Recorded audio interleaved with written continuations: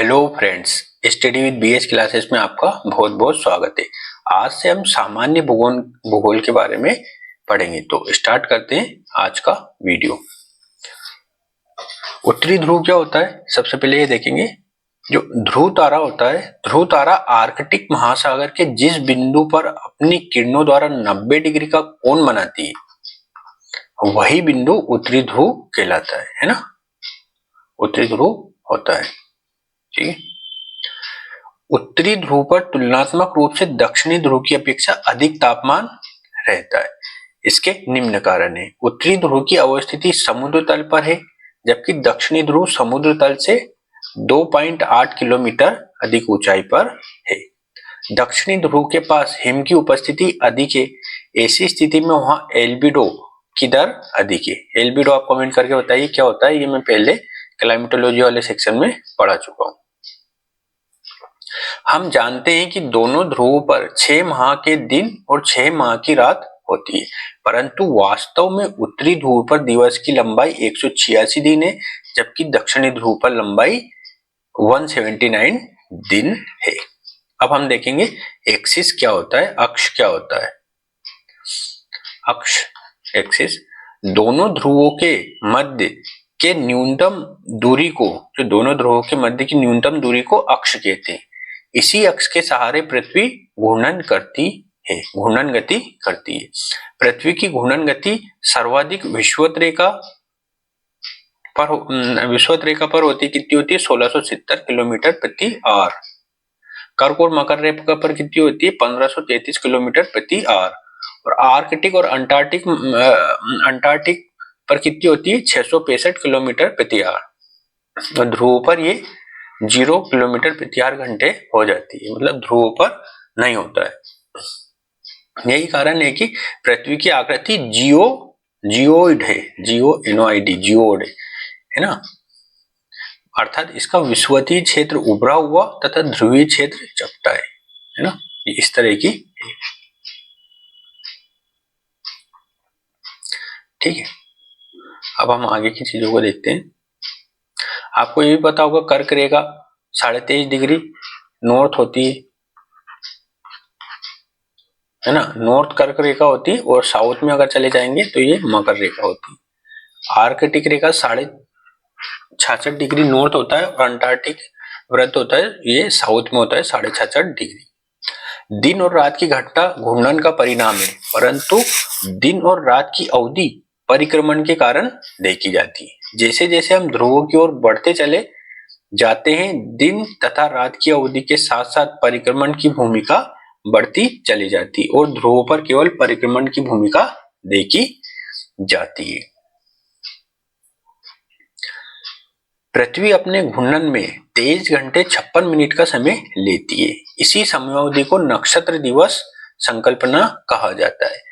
इस लगभग 24 घंटे में पृथ्वी अपने परिक्रमण पथ पर लगभग 1 डिग्री आगे निकल जाती है। ऐसी स्थिति में उसी देशांतर को सूर्य के समक्ष आने में अतिरिक्त 4 मिनट का समय लग जाता है और इस एक सौर दिवस 24 घंटे का हो जाता है। विषुव कब होता है, मतलब 12 घंटे का दिन और 12 घंटे की रात 21 मार्च और 23 सितंबर को होता है। समर सोलिस्टाइड 21 जून को होता है और विंटर सोलिस्टाइड 22 दिसंबर को होता है ना। कर्क और मकर संक्रांति जिसे हम कहते हैं वो है ना। ये इसके सिद्धांत के डायग्राम के थ्रू बताया गया है। इसकी पीडीएफ आप डाउनलोड करके पढ़ सकते हैं, आसानी से आपको चीजें समझ में आ जाएगी। पृथ्वी का अक्षीय झुकाव लगभग 41,000 वर्षों के दौरान परिवर्तित होता रहता है और यह परिवर्तन सामान्य रूप से 22.1 डिग्री से लेकर 24.5 डिग्री तक रहता है। ऐसी स्थिति में कर्क और मकर रेखाओं के मान में भी परिवर्तन हो जाता है, जिससे पृथ्वी के औसत तापमान में परिवर्तन दर्ज किए जाते हैं और यह जलवायु परिवर्तन का एक प्राकृतिक कारण के रूप में स्वीकार किया गया है ना। देखो ये उत्तरायण और दक्षिणायन के, इसको हमने डायग्राम के थ्रू बना रखा है। आप अपसोर कब होता है? अपेलियन 4 जुलाई को होता है, और उपसौर जो पेरीहेलियन होता है ये 3 जनवरी को होता है। पृथ्वी के कक्ष की आकृति हमेशा एक जैसी होती है, परंतु कक्ष का आकार बदलता रहता है। लगभग 84,000 वर्षों के अंतराल में कक्ष का आकार छोटा या बड़ा हो जाता है। कक्ष के आकार बढ़ने से पृथ्वी पर आने वाली ऊष्मा की मात्रा कम हो जाती है, जबकि कक्ष के आकार घटने से ऊष्मा की मात्रा बढ़ जाती है। अब एक थ्योरी हम पढ़ेंगे जिसे हम बोलते हैं मिलानकोविच थ्योरी। मिलानकोविच सिद्धांत के अनुसार वर्तमान समय में पृथ्वी की कक्ष का आकार विस्तारित हो रहा है, और ऐसी स्थिति में अनुमान है कि 500 से 2000 वर्षों के मध्य पृथ्वी पर एक हिमयुग देखा जाएगा, और ये अंतिम हिमयुग की अपेक्षा अधिक ठंडा तथा अधिक बड़े क्षेत्रफल में विस्तारित होगा। अब हम देखेंगे अक्षांश और देशांतर क्या होता है। अक्षांश क्या होता है? अक्षांश होता है कोणीय दूरी, एंगुलर डिस्टेंस। अक्षांश एक कोणीय दूरी का मान है जो विषुवत रेखा के संदर्भ में होती है, और समान अक्षांशों को मिलाने वाली रेखा अक्षांश रेखा कहलाती है ना। समान अक्षांशों को मिलाने वाली रेखा अक्षांश रेखा कहलाती है। सामान्यतः दो अक्षांशों के मध्य की दूरी समान स्वीकार कर ली जाती है ना। ये दूरी लगभग 111 किलोमीटर होती है, परंतु विषुवत से ध्रुव की ओर जाने पर यह दूरी लगभग 1 किलोमीटर कम हो जाती है, और ऐसा इसलिए होता है क्योंकि विषुवत रेखीय क्षेत्रों के पास पृथ्वी उभरी हुई है तथा ध्रुव के पास जो पृथ्वी है वो चपटी है। देशांतर क्या होता है? देशांतर एक कोणीय दूरी का मान है जो प्रधान मध्याह्न रेखा के संदर्भ में होता है ना। ये ग्रीनविच से निकली है ना, प्राइम मेरिडियन लाइन इसको बोलते हैं, है ना। ग्रीनविच एक शहर है, कहाँ पे ये आप कमेंट सेक्शन में बताइए कहाँ पे, है ना। मैं यूरोप का देश है, मैं एक हिंट दे देता हूँ आपको। अक्षांश रेखाएं क्या होती है? पृथ्वी पर अक्षांशों की संख्या 181 है, परंतु अक्षांश रेखाओं की संख्या 179 है। विषुवतीय वृत्त सबसे बड़ी अक्षांश रेखा है, इसलिए उसे दीर्घवृत्त की संज्ञा दी जाती है। इसके अतिरिक्त सभी अक्षांश रेखाएं लघु वृत्तों का निर्माण करती है ना। ये 179 है। ग्रेट सर्कल जो विषुवत होता है ये होता है। स्मॉल सर्कल कितने होंगे? 178। पृथ्वी पर 5 अक्षांश रेखाओं का विशेष महत्व है, ये मैं पहले बता चुका हूँ। कर्क रेखा, मकर रेखा, आर्कटिक, अंटार्कटिक और विषुवत। ठीक है, ये भी मैं बता चुका हूँ। ठीक है, इससे संबंधित ये प्रश्न लिखे हुए हैं, आप इनको सोल्व कर सकते हैं।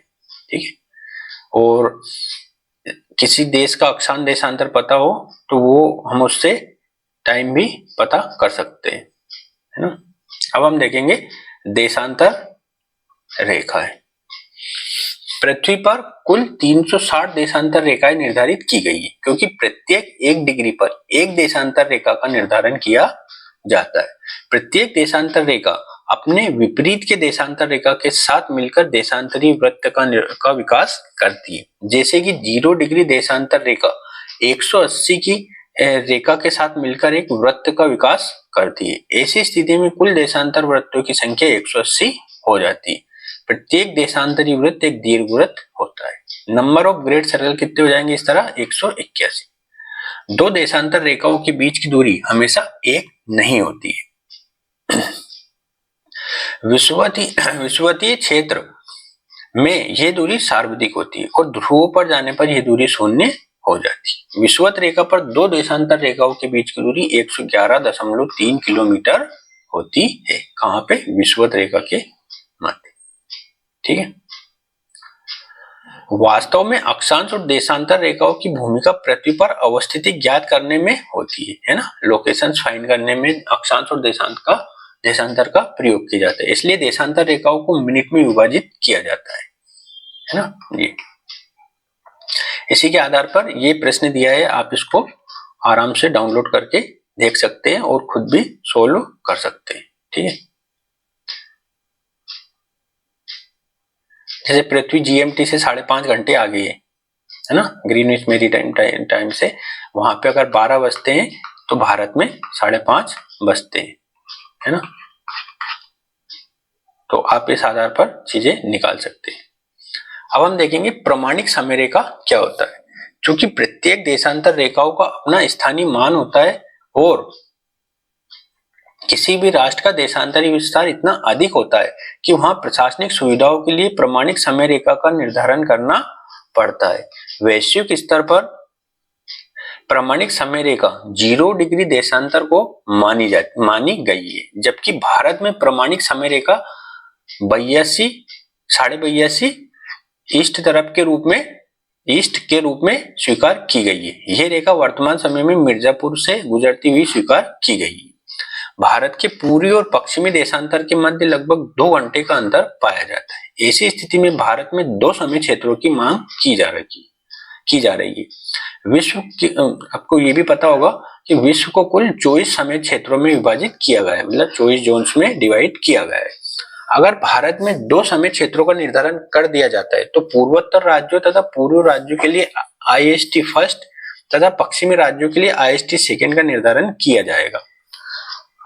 ऐसी स्थिति में भारत में ऊर्जा संरक्षण को बढ़ावा मिलेगा, क्योंकि IST फर्स्ट वाले क्षेत्रों में हम सूर्य के प्रकाश का महत्तम या अधिकतम प्रयोग कर पाएंगे। अब हम देखेंगे इंटरनेशनल डेट लाइन, अंतर्राष्ट्रीय तिथि रेखा। 180 की देशांतर रेखा अंतर्राष्ट्रीय तिथि रेखा कहलाती है और इस रेखा के ठीक पूर्वी तथा पश्चिमी दिशा में 24 घंटे का अंतर होता है, मतलब एक दिन का अंतर होता है। यही कारण है कि इस रेखा को निर्धारित करते समय इस बात का ध्यान रखा जाता है कि वो किसी राष्ट्र को विभाजित न करे, इसलिए उसे विश्व के निर्जनतम स्थानों से गुजारा गया। और यह रेखा आर्कटिक महासागर, बेरिंग सागर, प्रशांत महासागर, दक्षिणी महासागर तथा अंटार्कटिक महाद्वीप से होकर गुजरती है।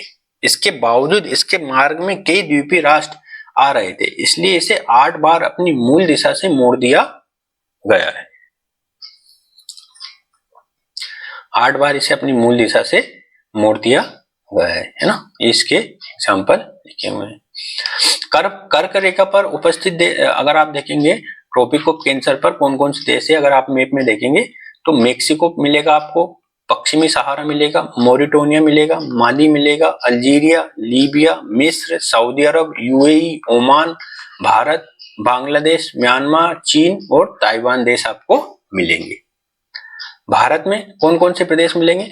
गुजरात, राजस्थान, मध्य प्रदेश, छत्तीसगढ़, झारखंड, पश्चिम बंगाल, त्रिपुरा और मिजोरम राज्यों से कर्क रेखा गुजरती है। विषुवत रेखा पर कौन कौन से देश है आप नोट करेंगे तो उसमें मैप में देखेंगे तो इक्वाडोर मिलेगा आपको, कोलंबिया, ब्राजील, गेबन, कांगो गणराज्य, युगांडा, कीनिया, सोमालिया और इंडोनेशिया देश आपको मिलेंगे। मकर रेखा पर कौन कौन से देश मिलेंगे? मकर रेखा पर आपको मिलेंगे Chile, Argentina, Paraguay, Brazil, Namibia, Botswana, दक्षिणी अफ्रीका, मोजाम्बिक, मेडागास्कर और ऑस्ट्रेलिया, ये देश आपको मिलेंगे। ठीक है, अब हम देखेंगे खगोलिकी से जो संबंधित घटनाएं हैं, एस्ट्रोनॉमी से संबंधित। ठीक है, तारामंडल क्या होता है? तारों का समूह तारामंडल कहलाता है ना। तारों की संख्या निश्चित होती है, आकृति निश्चित होती है। तारामंडलों की संख्या 88 है। सबसे बड़ा जो तारा है वो हाइड्रा है, सबसे छोटा तारा है क्रक्स, है ना। तारामंडल 12 है, संख्या ना, ये सब चीजें आपको इसमें मिल जाएगी, है ना। अब हम देखेंगे तारों का जीवन चक्र क्या होता है, तारा निर्माण और तारों का जीवन चक्र। ये एक ऐसा खगोलीय पिंड है जिसमें हाइड्रोजन और हीलियम के साथ साथ अपना प्रकाश और ऊर्जा होती है। क्या कहलाता है? तारा कहलाता है। किसी भी तारे में इन 2 गैसों के अतिरिक्त oxygen, carbon dioxide, nitrogen dioxide जैसे गैसों की मौजूदगी होती है और इसके अतिरिक्त कई तत्व गैसीय अवस्था में होते हैं, जिनमें लोहा, मैग्नीशियम, सिलिका आदि को रखा जा सकता है। प्रत्येक तारों का अपना एक रंग होता है और तारों के रंग से ही उसके सतह के तापमान की जानकारी प्राप्त हो जाती है। प्रत्येक तारे में घूर्णन तथा परिक्रमण की गति होती है और प्रत्येक तारा वेस्ट टू ईस्ट घूमता है। है ना। ये तारे सबसे पहले ब्लू, फिर लाइट ब्लू, फिर व्हाइट, फिर yellow, orange, red, grey and black, इस तरह से होता है। अंतरिक्ष में गैस तथा धूलकण के संयुक्त मेघ मौजूद है जिन्हें ऊर्ट क्लाउड की संज्ञा दी जाती है। ऐसे मेघ के निकट से जब कोई तारा गुजर जाए या किसी निकट के तारे में विस्फोट हो जाए तो एक बड़ी मात्रा में ऊर्जा का प्रवेश इस मेघ में हो जाता है और इसमें घूर्णन की गति आने लगती है और यह गोलाकार हो जाता है। तारों के इसी गोलाकार रूप को प्रोटोस्टार की संज्ञा दी जाती है। घूर्णन की गति आने के पश्चात इसके आंतरिक भाग में दबाव पड़ने लगता है जिससे केंद्रीय भाग में ऊष्मा उत्पन्न होने लगती है और केंद्रीय भाग में मौजूद हाइड्रोजन का संलयन होने लगता है। देखो ये डायग्राम के थ्रू बताइए सेम टू सेम बात। लगभग 5 से 6 अरब वर्ष के पश्चात तारों के केंद्रीय भाग में हीलियम की प्रधानता देखी जाने लगती है और ऐसी स्थिति में वहां एक हीलियम क्रोड का विकास हो जाता है जिससे तारों का आकार बड़ा हो जाता है और उनका रंग लाल हो जाता है। तारों की इस अवस्था में केंद्रीय भाग में मौजूद हीलियम अधिक तापमान के कारण आपस में संलयन की प्रक्रिया प्रारंभ कर देते हैं और वहां कार्बन का निर्माण होने लगता है। तारों की ये प्रक्रिया रेड जाइंट कहलाती है ना, लाल दैत्य कहलाती है। लाल दैत्य की अवस्था में आते आते तक इसके केंद्रीय भाग में अत्यधिक ऊष्मा का संकेंद्रण हो जाता है और इसके पश्चात ये विस्फोट कर जाता है। इस स्थिति को नोवा या सुपरनोवा कहते हैं, ये वाली स्थिति। विस्फोट के पश्चात जब ऊर्जा अंतरिक्ष की ओर चली जाती है तो बिखरे हुए टुकड़े पुनः एकत्रित होने लगते हैं और ये एक ठोस पिंड का निर्माण कर देते हैं और इस स्थिति में छोटा श्वेत वामन में तब्दील हो जाता है जबकि बड़ा तारा न्यूट्रॉन तारा में परिवर्तित हो जाता है ना। देखो चंद्रशेखर सीमा है ना, जिस सीमा पर होता है ना श्वेत और जो न्यूट्रॉन तारा होता है, इन दोनों के मध्य की सीमा जो चंद्रशेखर सीमा से निर्धारित की जाती है। जब विखंडित अपशिष्ट भाग आपस में मिल जाते हैं तो उनके घनत्व में वृद्धि हो जाती है और घनत्व निरंतर बढ़ता चला जाता है। अत्यधिक घनत्व बढ़ने पर यह हिस्सा या भाग कृष्ण क्षेत्र ब्लैक होल में तब्दील हो जाता है। घनत्व की अधिकता से इसका गुरुत्वाकर्षण बल इतना अधिक हो जाता है कि प्रकाश की किरणें भी यहां से परिवर्तित नहीं हो पाती है। तारों की इसी अवस्था को ब्लैक होल कहा जाता है। अब हम जानेंगे सूर्य के बारे में। सूर्य की उत्पत्ति 4.6 या 4.6 से 5 अरब वर्ष के मध्य मानी जाती है। इसकी कुल आयु 10.5 अरब वर्ष अनुमानित की गई है और मान्यता है कि ये आज से 2 अरब वर्ष पश्चात लाल दैत्य में बदल जाएगा और ऐसी स्थिति में इसका व्यास 100 गुना बढ़ जाएगा और सौर मंडल के सारे पिंड उसमें समाहित हो जाएंगे। सूर्य में घूर्णन तथा परिक्रमण दोनों की गति है। ये 25 दिनों में एक घूर्णन पूरा करता है जबकि एक परिक्रमण में 25 करोड़ साल लगते हैं। एक परिक्रमण में कितने लगते हैं? 25 करोड़ साल लगते हैं। सूर्य का रासायनिक संरचना हम देखेंगे। सबसे ज्यादा क्या होता है उसमें? हाइड्रोजन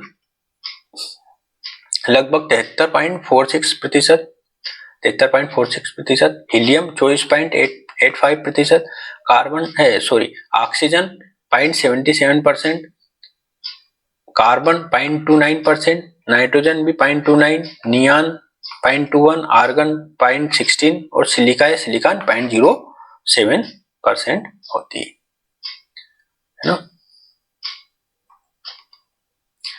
ये इसी में डायग्राम के थ्रू बताया गया है ना। सन स्पॉट वगैरह क्या होते हैं इसमें डायग्राम से पूरा बताया गया। सन स्पॉट जैसे सौर कलंक कहते हैं।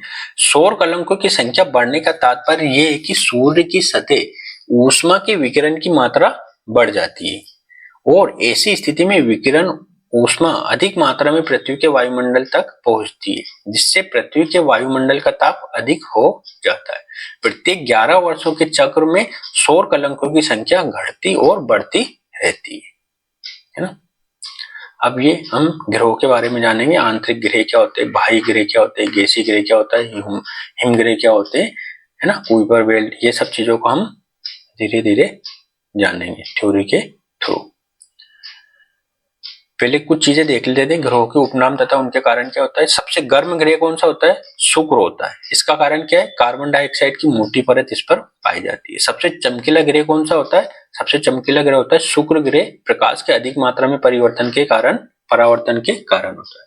सुबह या शाम का तारा कौन सा होता है? शुक्र कहलाता है। प्रकाश के परावर्तन के कारण इसकी दृश्यता सर्वाधिक होती है, ये इसका कारण है। सुबह का तारा पूर्व दिशा में जबकि शाम का तारा पश्चिम दिशा में दिखाई देता है और ऐसा सूर्य उदय के ठीक पहले तथा सूर्यास्त के ठीक पश्चात दिखाई देता है।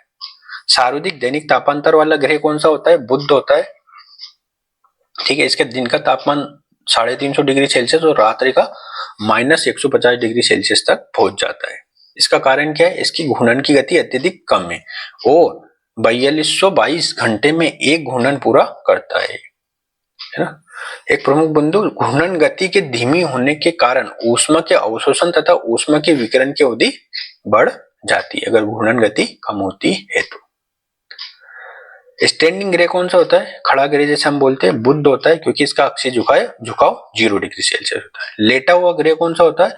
ये होता है यूरेनस, जिसे अरुण बोलते हैं क्योंकि इसका अक्षीय झुकाव 97 डिग्री होता है। सबसे कठोर ग्रह कौन सा है? पृथ्वी। इसका घनत्व सबसे अधिक है। पृथ्वी का घनत्व सबसे अधिक है, यह आपको पता होना चाहिए, लगभग 5.52 ग्राम सीसी। सबसे मुलायम ग्रह कौन सा है? शनि है ना, क्योंकि इसका सबसे कम घनत्व होता है। सबसे पुराना ग्रह कौन सा है? जुपिटर, बृहस्पति को माना जाता है। हरा ग्रह अरुण, मीथेन की उपस्थिति के कारण। पीला ग्रह शनि होता है, सल्फर की उपस्थिति के कारण। लाल ग्रह मंगल को कहा जाता है, आयरन की उपस्थिति के कारण। नीला ग्रह पृथ्वी को कहा जाता है क्योंकि जल की उपस्थिति के कारण, है ना। क्यों कहा जाता है? जल की उपस्थिति के कारण।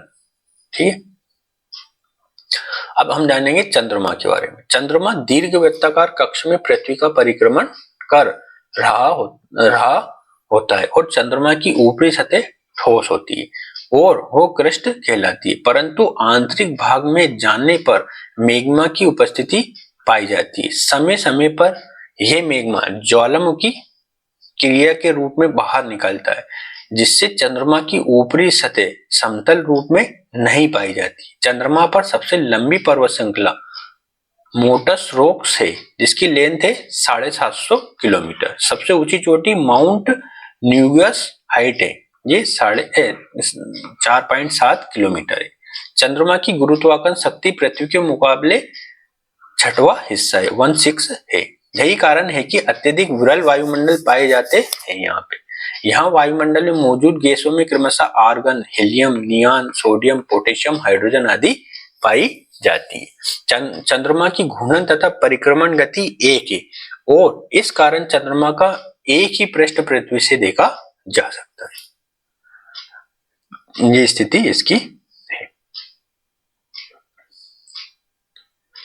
ठीक है, ये उससे संबंधित कुछ अवधारणाएं डायग्राम के थ्रू बताई गई है ना। सूर्य ग्रहण और चंद्र ग्रहण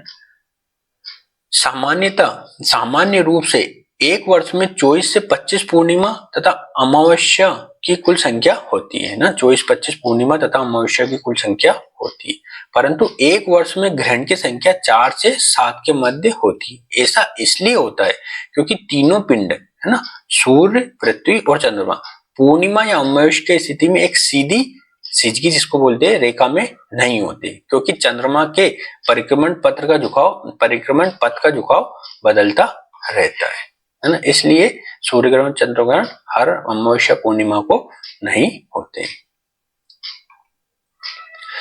अपभू तथा उपभू की अवस्था में चंद्रमा की छाया क्रमशः बड़ी और छोटी ग्रहण के दौरान दिखाई देगी और ऐसी स्थिति में अपभू के दौरान पृथ्वी के बड़े क्षेत्र से ग्रहण देखे जा सकते हैं और इसका अधिकतम व्यास 280 किलोमीटर तक का हो सकता है ना। ये चंद्र ग्रहण की स्थिति है